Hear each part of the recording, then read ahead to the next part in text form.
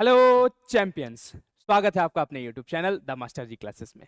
मैं निधीर झा आप सभी का तहे दिल से अभिनंदन करता हूं, करता था और करता रहूंगा। दोस्तों जैसा कि मैंने कहा था आपको कि हम लोग क्रैश कोर्स जो लाएंगे वो रिजल्ट ओरिएंटेड रहेगा। तो वैसा ही कुछ आज आपके लिए है बच्चा, और उस तरह से उस लेवल से पढ़ेंगे बच्चा जैसे आपको लगेगा कि मक्खन है सब कुछ। सर मक्खन कैसे है, उस तमाम तरह की चीजों को आज के क्लास में देखा जाए, क्योंकि आज का क्लास हमारे लिए इंपॉर्टेंट रहेगा। हम लोग पढ़ेंगे आज के क्लास में ट्रायंगल। बच्चा ट्रायंगल में जो भी चीज पहले से पढ़ा हुआ है ठीक है, नहीं पढ़ा हुआ है ठीक है, मेरे ऊपर छोड़िए। आज का क्लास आपके लिए कॉन्सेप्चुअल क्लास रहेगा।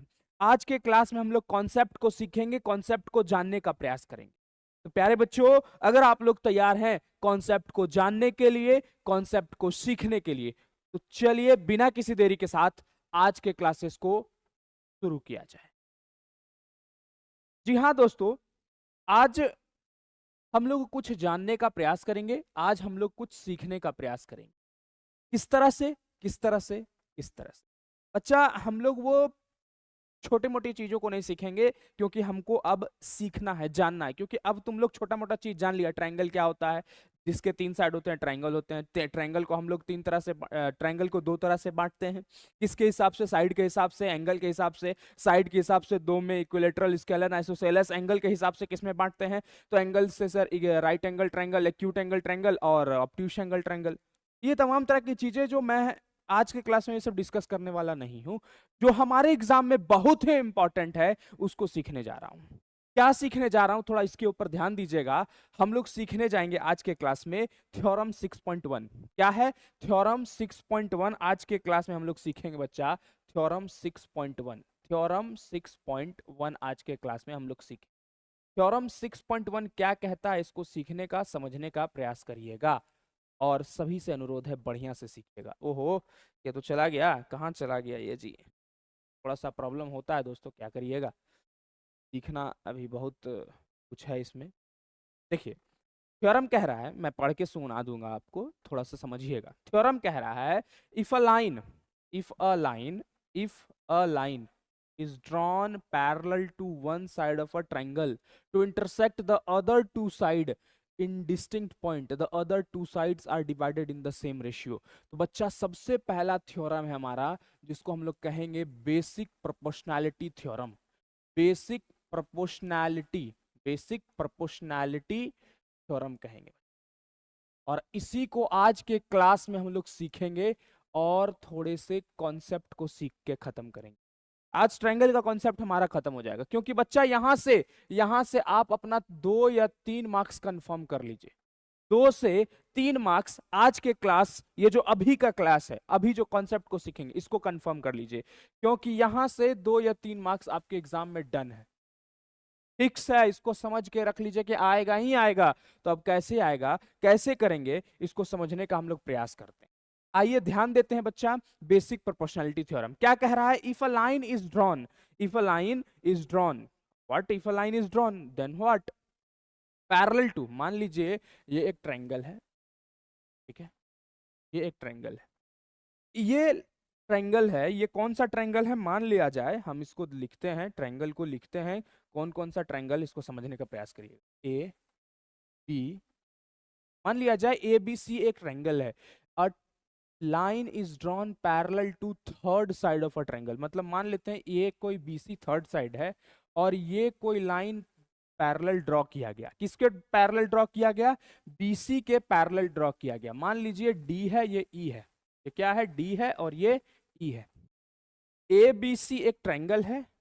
डी पॉइंट किस पर? ए बी पर। ई पॉइंट किस पर? ए सी पर। तो ये डी पॉइंट जो है, ये जो डी पॉइंट है बच्चा, जो आप लोग देख रहे हैं, किसको देख रहे हैं? ये जो डी पॉइंट को आप देख रहे हैं, किसको? डी पॉइंट को। ये डी पॉइंट किसको इंटरसेक्ट कर रहा है? किसको इंटरसेक्ट कर रहा है सर? ए बी को। ये ई पॉइंट किसको इंटरसेक्ट कर रहा है सर? ए सी को। कर रहा है कि नहीं कर रहा है? जी सर, कर रहा है। तो कहता है if a line is drawn parallel to one side of a triangle, अगर कोई लाइन जो है ड्रॉ किया जाता है one side of a triangle के पैरेलल, मतलब इस साइड से कोई लाइन पैरेलली ड्रॉ किया गया, ठीक है, हाँ सर, पैरेलली ड्रॉ किया गया, then it divides other two triangles या other two sides in the same ratio। मतलब बच्चा समझो, पहले गिवन है तुमको, गिवन दिया गया है कि ABC is a triangle. What? ABC is a triangle. तुमको ये गिवन है कि ABC तुम्हारे पास ट्रायंगल दिया गया है। ठीक है सर, दिया गया, बहुत बढ़िया बात है। अगर ABC एक ट्रायंगल है और दूसरा चीज दिया गया है DE पैरेलल है BC का, तो DE अगर पैरेलल है BC का तो ये D पॉइंट AB को इंटरसेक्ट कर रहा है और ये E पॉइंट AC को इंटरसेक्ट कर रहा है कि नहीं कर रहा है? जी सर कर रहा है। ठीक है, बहुत बड़ी बात। तो हमें प्रूव क्या करना है? हमें ये प्रूव करना है बच्चा, हमें ये प्रूव करना है। प्रूव क्या? थ्योरम जो होता है ना पहले ही से प्रूवन होता है, लेकिन हमको समझना पड़ता है और एग्जाम में इसका प्रूफ आता है। तो कहता क्या है? If a line is drawn parallel to one side of a triangle, if a line is drawn parallel to one side of a triangle to intersect the other two side in distinct point, intersect other दोनों side को अलग अलग point पे ये क्या कर रहा है? इंटरसेक्ट कर रहा है। क्या कर रहा है? इंटरसेक्ट कर रहा है। and other two sides are divided in the same ratio। तो ये दो साइड इसमें बटा, इसमें बटा, इसमें बटा, इसमें बटा, बटा ना, ये डी पॉइंट ए बी को काटा तो ए डी डी बी, और ये ई पॉइंट ए सी को काटा तो ए ई ई सी। ये जब कटा, जब कटा, क्या कटा? जब कटा तो इक्वल रेशियो में बटेगा। मतलब इक्वल रेशियो में बटने का मतलब ए डी अपॉन में D B, A D upon में D B is equal to A E upon में ई सी। ये हमें लाना, ए डी अपॉन में D B is equal to A E upon में ई सी, ये हमें लाना है। आइए ध्यान देते हैं, थोड़े से कुछ चीजों के ऊपर ध्यान दीजिएगा, थोड़ा सा, ज्यादा नहीं। कंस्ट्रक्शन करते हैं थोड़ा सा। कंस्ट्रक्शन क्या करते हैं? कंस्ट्रक्शन ये करते हैं, सुनते जाइएगा, ध्यान देते जाइएगा। Draw B M perpendicular to A C and E N perpendicular to A B and join D to C and E to B. देखते जाइए बच्चे, क्या यहाँ तक समझ में आया? जी सर समझ में आया। क्या कहा मैंने? डी को एम से डी एम परपेंडिकुलर बनाइए किसका? ए सी का। ई एन परपेंडिकुलर बनाइए किसका? ए बी का। देखते जाइए, ठीक है। Join D to C, D को, इसको, डी को, सुनते जाइए, देखते जाइए, समझते जाइए, इसको किसको ध्यान देते जाइए। डी को ई से ज्वाइन कराइए, ई को बी के साथ ज्वाइन। यहां तक किसी को कोई दिक्कत, कोई समस्या? अब आइए थोड़ा सा प्रूफ के ऊपर समझिएगा। जो मैं लिखते जाऊं, जो मैं करते जाऊं, उसे समझते जाइएगा। इन triangle, what? In triangle ADE, area of triangle ADE क्या होता है बच्चा? ट्रायंगल का area. Sir half into base into height. अरे होता है कि नहीं होता है? जी सर होता है। हाफ इंटू ADE का, ADE का, ये देखिए EN परपेंडिकुलर है, ADE का EN परपेंडिकुलर है ना, और ये अगर परपेंडिकुलर है, ये ऐसे में परपेंडिकुलर है, तो मैं जिसके ऊपर खड़ा हूं मेरा बेस होगा कि नहीं होगा? होगा सर। तो EN जिसके ऊपर खड़ा है, EN जिसके ऊपर खड़ा है, AD उसका बेस होगा कि नहीं होगा? जी सर होगा। और EN उसका परपेंडिकुलर, उसका हाइट होगा कि नहीं होगा? यस सर होगा। पहला ही question. Now in triangle, what? In triangle DBE,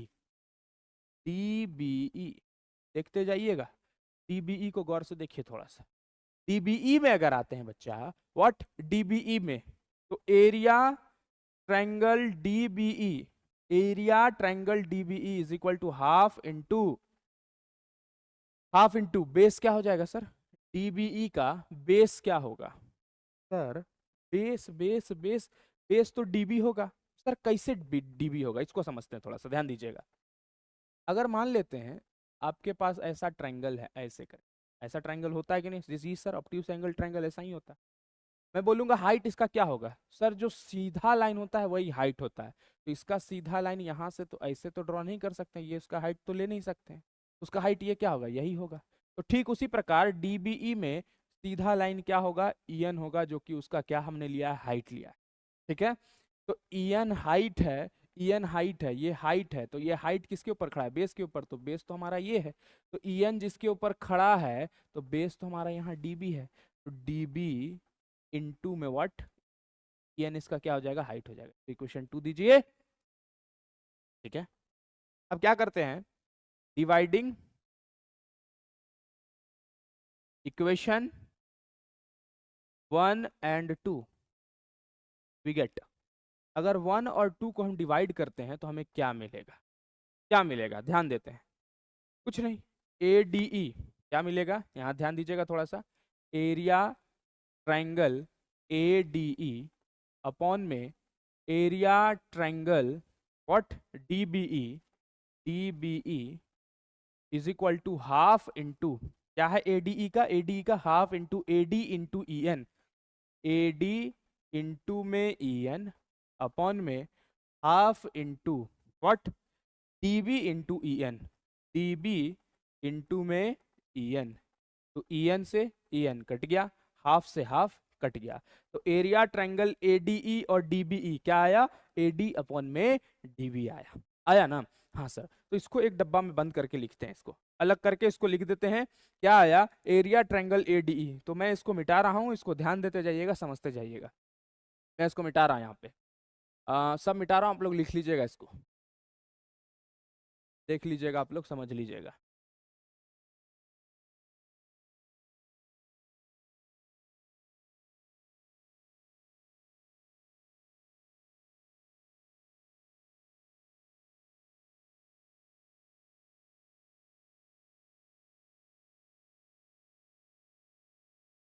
चलिए आइए ध्यान दीजिए, तो हमारे पास क्या आया? क्या आया हमारे पास? Area triangle A D E upon में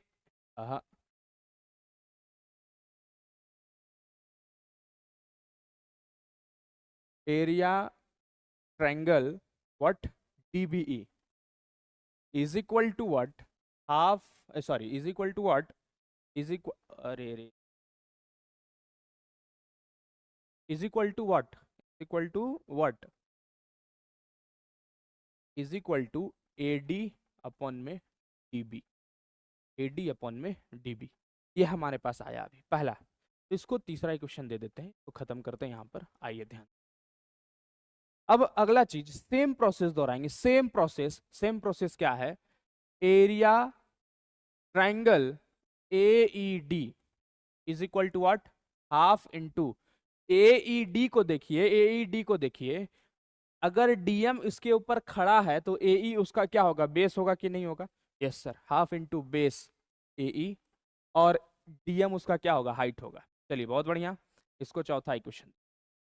और same area triangle, area triangle DEC, DEC, DEC को देखिए, half into same concept, same concept, DEC एक ऑब्ट्यूस एंगल ट्रायंगल अगर आपको नजर आ रहा है तो डीएम उसका क्या हो जाएगा? हाइट हो जाएगा, और बेस उसका क्या हो जाएगा? ईसी हो जाएगा। तो half into EC into DM, ये पांचवा इक्वेशन।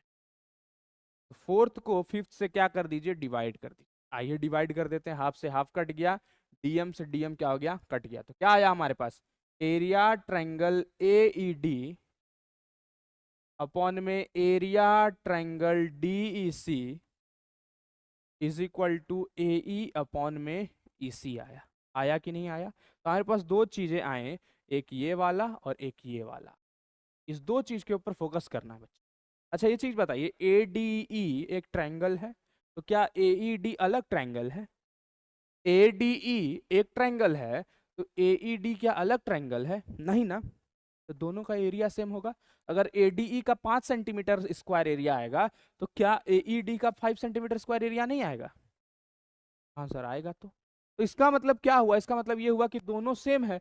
सेम होने का मतलब क्या हुआ? Area triangle ADE is equal to area triangle AED, दोनों का एरिया क्या होगा? बराबर होगा, पहला चीज।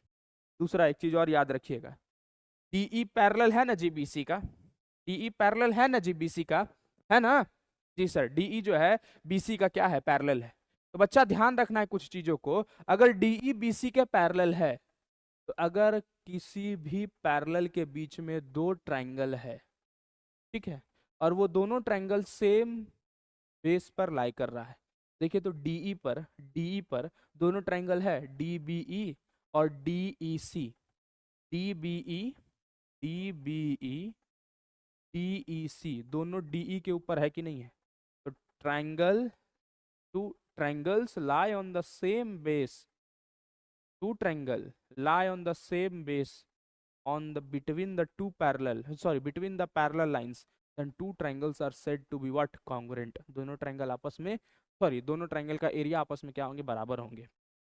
इसका मतलब एरिया जो होगा, आप लोग लिख लीजिएगा, आप लोग क्या लिखेगा? Area two triangles are said to be लिखिए आप लोग, two triangles are said to be equals in area, two triangles are said to be equal in area when they lie between same parallel and same base, when they lie between same parallel and same base, ठीक है, जब वो दोनों एक ही parallel line के बीच में लाई कर रहे हैं और उनका बेस भी क्या है? सेम है। तो डीई दोनों ट्रायंगल में है ना जी? Yes sir. इसका मतलब एरिया ट्रायंगल व्हाट? डीईसी area triangle DEC is equal to area triangle what? DB। ये दोनों ट्रायंगल आपका एरिया आपस में क्या बराबर हो? तो क्या मैं ADE के जगह पर, देखिएगा थोड़ा सा, एरिया इस ADE के जगह पर AED पुट कर सकता हूं? क्यों सर? दोनों बराबर है। देखिए तो ADE AD के बराबर लिख सकते हैं? हाँ सर लिख सकते हैं। अपॉन में क्या मैं DBE के जगह पर DBE कहाँ गया जी? DBE ये DBE के जगह पर DEC पुट कर सकते हैं, ये DBE के जगह पर DEC पुट कर सकते हैं। यस सर पुट कर सकते हैं। एरिया ट्रायंगल DEC, DBE के जगह पर हम क्या पुट कर दिए? DEC is equal to AD upon में DB, AD अपॉन में DB, और AED क्या है? AE है। Yes sir. और DEC क्या है? EC है। AE अपॉन में EC is equal to AD upon में DB। देख तो बचवा यही लाना था क्या? Yes sir. AE अपॉन में EC, AD अपॉन में DB, ये तो प्रूफ हो गया सर। क्या प्रूफ हो गया? कि अगर कोई लाइन एक साइड ऑफ अ ट्रायंगल को क्या करता है? इंटरसेक्ट करता है। सॉरी, एक लाइन, अगर कोई लाइन एक साइड ऑफ अ ट्रायंगल से पैरेलल है, तो जो जहां पर वो एक दूसरे को कट किया है उस साइड को इक्वल रेशियो में क्या करता है? डिवाइड करता है। इक्वल रेशियो में क्या करता है? डिवाइड करता है। और इसको कहते हैं बेसिक प्रोपोर्शनैलिटी थ्योरम। 3 नंबर अपना पक्का कर लीजिए। 3 नंबर 100% एग्जाम में आएगा। 3 नंबर 100% एग्जाम में यहां से आना है तो आना है। तो चलिए अब आगे चलते हैं थोड़ा सा, अब आगे चला जाए, आगे सीखा जाए इसको, कन्वर्स ऑफ बीपीटी। किसको सीखेंगे? कन्वर्स ऑफ बीपीटी को सीखेंगे। कन्वर्स ऑफ बीपीटी क्या कहता है इसको समझिएगा थोड़ा सा। कन्वर्स ऑफ बीपीटी क्या कहता है इसको समझिएगा थोड़ा सा। मैं आपके लिए ये कर दिया, अब इसको समझिएगा थोड़ा सा। कन्वर्स ऑफ बीपीटी क्या कहता है? दिख रहा है शायद आप लोगों को? हाँ दिख रहा होगा जी सर, दिख रहा है। आइए ध्यान दें। कन्वर्स ऑफ बीपीटी कहता है, क्या कह रहा है converse of BPT? If a line, क्या कह रहा है? ध्यान दीजिएगा थोड़ा। इफ अ लाइन, आइए ध्यान देते हैं। If a line is drawn, if a line divides any two side of a triangle in the same ratio, then the line is parallel to the third side। अगर कोई line जैसे मान लिया जाए ये ट्रायंगल है, ठीक है, जैसे मान लिए एक ट्रायंगल है। कौन सा ट्रायंगल है? A है, B है और ये C है, ठीक है। इसको कोई लाइन जो है आकर ऐसे करके इंटरसेक्ट कर दी। ये कौन सा लाइन है? मान लिया जाए DE है, ठीक है। तो कह रहा है कि अगर ये लाइन DE जो है इक्वल रेशियो में इसको डिवाइड किया है, मतलब क्या? AD अपॉन में DB is equal to AE upon में EC, ये इक्वल रेशियो में इसको डिवाइड किया है। AD अपॉन में DB is equal to AE upon में EC। अगर इक्वल रेशियो में इसको डिवाइड किया है तो ये बताइए ये लाइन जो है DE लाइन जो है BC के क्या है? पैरेलल है। ये बताइए DE लाइन जो है BC के क्या है? पैरेलल है। थ्योरम कह रहा है कि होता है, उसमें भी क्या उसमें भी थ्योरम 6.1 क्या कहा, थ्योरम 6.1 कहा कि लाइन पैरेलल तो रेशियो बराबर। अब थ्योरम 6.2 इसका कन्वर्स है, जिसको कन्वर्स ऑफ बीपीटी कहते हैं। क्या कह रहा है कि अगर रेशियो बराबर तो लाइन भी क्या होगा, पैरेलल होगा। ठीक है, तो हम लोगों को अभी प्रूव करना होता है। क्या करना होता है, हम लोगों को प्रूव करना होता है। तो चलिए हम लोग प्रूफ की ओर चलते हैं, थोड़ा सा इसको जानने का प्रयास करते हैं, प्रूफ को फिनिश करते हैं। आप लोग तैयार हैं प्रूव करने के लिए इसको? चलिए आइए थोड़ा सा चीजों को समझते हुए चलेंगे। और आइए सबसे पहले गिवन क्या है हमारे पास, गिवन है और ट्रायंगल एबीसी, ठीक है, in which what ratio given बच्चा एडी अपॉन में DB is equal to AE upon में ईसी। ये हमें दिया गया है, दिया गया है। हमें प्रूव क्या करना है सर, हमें प्रूव ये करना है, हमें ये प्रूव करना है सर कि डीई जो होगा पैरेलल होगा किसका, बीसी का। देखिए हम लोग थोड़ा सा कंट्रोडक्टरी मेथड का उपयोग करते हैं, अपने बातों को थोड़ा सा विरोधाभास करेंगे। किस तरह से करेंगे इसको समझने का थोड़ा सा प्रयास करिएगा। आइए ध्यान देते हैं कैसे इसको करेंगे और समझेंगे। सबसे पहले कंस्ट्रक्शन करेंगे। क्या कंस्ट्रक्शन करेंगे उसको थोड़ा सा समझिएगा। कंस्ट्रक्शन कुछ अनोखा रहेगा। क्या कंस्ट्रक्शन रहेगा इसको समझिएगा थोड़ा। आइए ध्यान।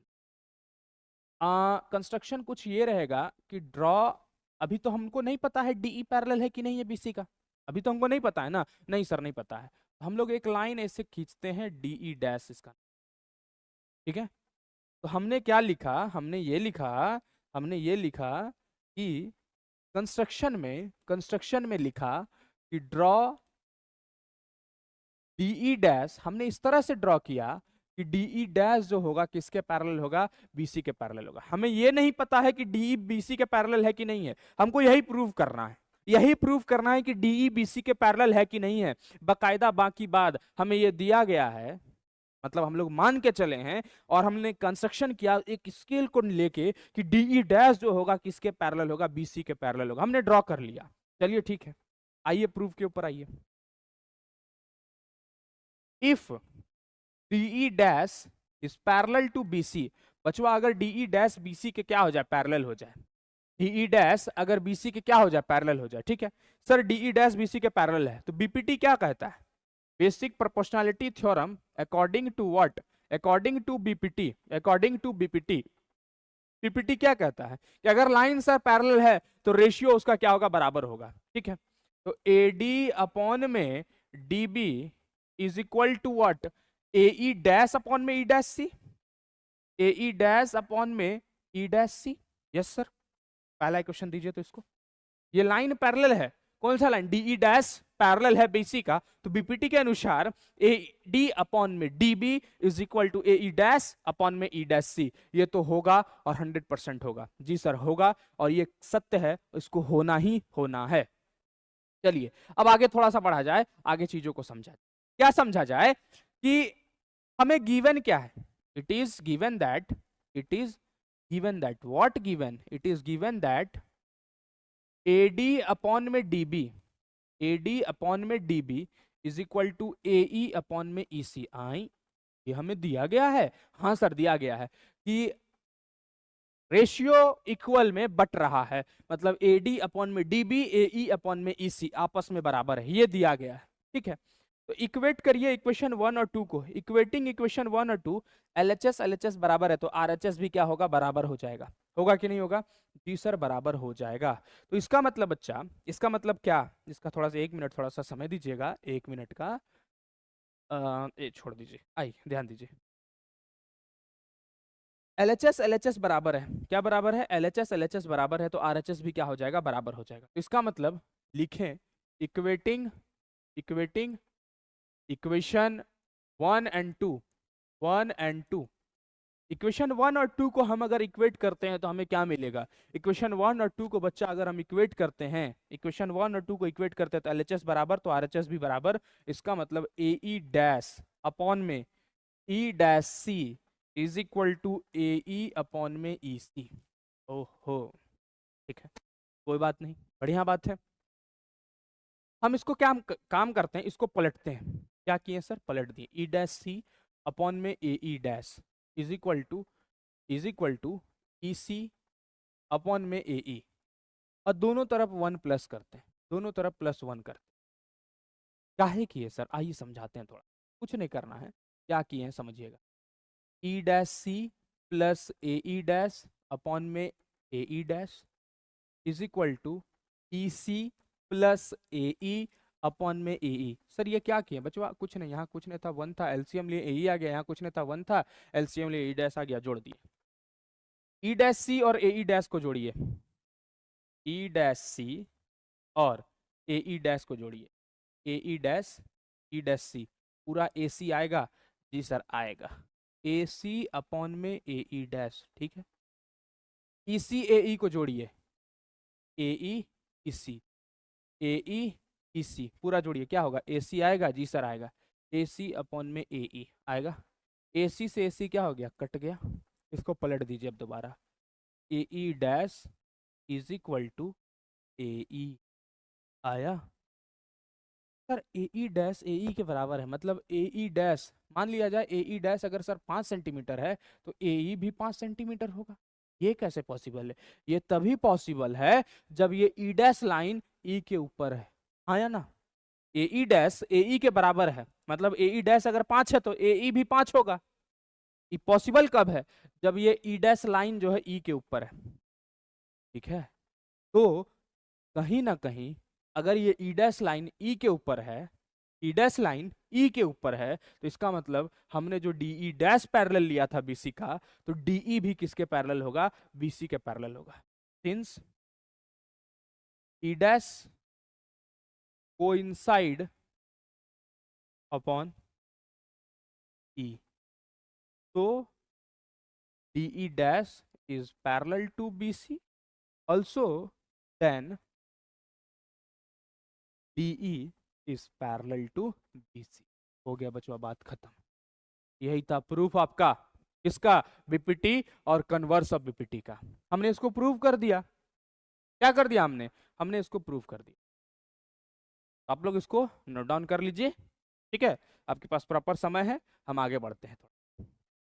हम आगे क्या बढ़ते हैं इसको समझिएगा थोड़ा सा, हम आगे क्या बढ़ेंगे इसको समझने का थोड़ा सा प्रयास करिएगा और चीज़ों को बारीकी से समझते जाना है। सर एक्सरसाइज क्या करिएगा, एक्सरसाइज भी समझाएंगे, थोड़ा सा सिमिलैरिटी को समझ लेते हैं। किसको समझ लेते हैं, similarity of a triangle. Similarity of a triangle कहता है, क्या कहता है सिमिलैरिटी ऑफ अ ट्रायंगल, कि हम दो ट्रायंगल को, ये दो ट्रायंगल है, ये दो ट्रायंगल है, इस दो ट्रायंगल को हम सिमिलर तभी बोल सकते हैं जब इसका करस्पॉन्डिंग एंगल, मान लिया जाए ए बी सी है और ये क्या है, डी ई एफ है।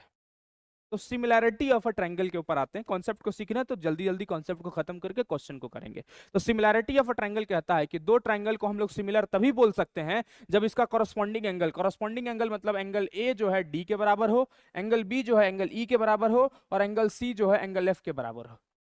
तो two triangles are said to be similar when there corresponding angles are equal and उसके बाद या तो उसका corresponding साइड का जो रेशियो होगा आपस में बराबर होगा। corresponding साइड का रेशियो मतलब एंगल ए जो है एंगल बी के एंगल ए जो है एंगल डी के बराबर होगा, एंगल बी जो होगा एंगल ई के बराबर होगा, एंगल सी जो होगा एंगल एफ के बराबर होगा। पहला कंडीशन क्या, पहला कंडीशन करस्पॉन्डिंग एंगल बराबर होना चाहिए। दूसरा कंडीशन क्या है, दूसरा कंडीशन करस्पॉन्डिंग साइड का रेशियो बराबर होना चाहिए, मतलब ए बी अपॉन में D E is equal to A C upon में D F, A C upon में D F is equal to B C upon में ई एफ। ये आपस में क्या होने चाहिए, बराबर होना चाहिए, करस्पॉन्डिंग साइड का रेशियो बराबर होना चाहिए। तो इसमें तीन थ्योरम होता है बच्चा, कितने थ्योरम होते हैं, तीन थ्योरम। तीनों थ्योरम से क्वेश्चन आते हैं, इसको प्रूफ करना नहीं आता है तो जो नहीं, एकदम कान में तेल डाल लो, नहीं आएगा 100% गारंटी, आ गया तो पढ़ाना छोड़ देंगे, थ्योरम को प्रूफ करना अगर आ गया तो लिख लो, ठीक है। तो अब हम लोग आगे चलते हैं और इस थ्योरम को समझते हैं, थोड़ा सा एक एक थ्योरम को जानेंगे। पहला थ्योरम, थ्योरम 6.3, आइए थोड़ा सा थ्योरम 6.3 को जानते हैं, ठीक है।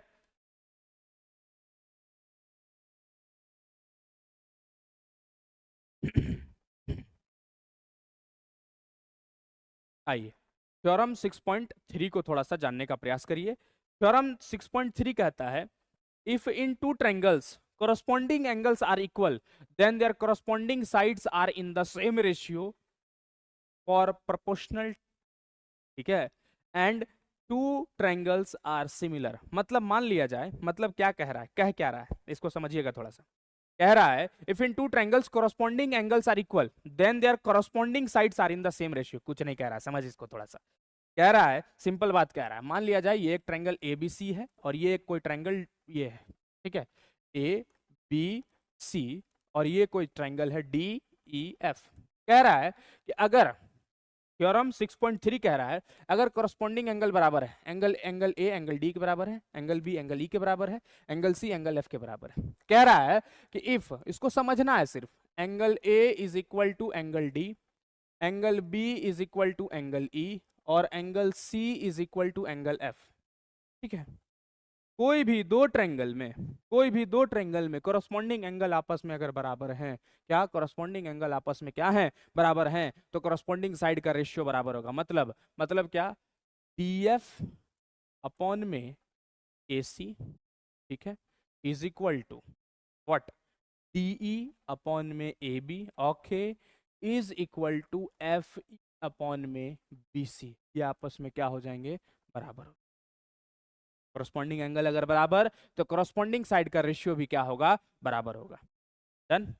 6.3 6.4 कहता है अगर कोरस्पॉन्डिंग साइड का रेशियो बराबर है तो कोरस्पॉन्डिंग एंगल बराबर होगा। डिट्टो इफ, ये इफ हो जाएगा। 6.4 कहता है कि अगर कोरस्पॉन्डिंग साइड का रेशियो बराबर होगा तो कोरस्पॉन्डिंग एंगल क्या हो जाएगा, बराबर होगा। कोरस्पॉन्डिंग रेशियो बराबर है तो कोरस्पॉन्डिंग एंगल बराबर होगा।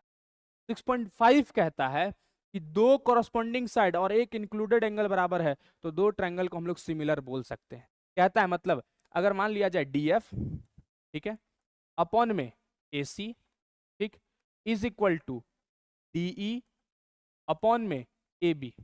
देख रहे हैं, DF अपॉन में AC और DE अपॉन में AB, DE अपॉन में AB, और ये दोनों साइड मिलके कौन से एंगल को इंक्लूड कर रहा है, इसको। ये दोनों साइड मिलके कौन से एंगल को इंक्लूड कर रहा है, इसको। ये दोनों एंगल अगर आपस में बराबर हैं, एंगल A एंगल D के बराबर हैं, तो ये दो ट्रायंगल जो होंगे आपस में क्या होंगे, सिमिलर होंगे। और सिमिलर का निशान कुछ इस तरह से होता है। सिमिलर के बारे में बताएं तो सिमिलर क्या होता है, शेप बराबर होना चाहिए, साइज मैटर नहीं करता है।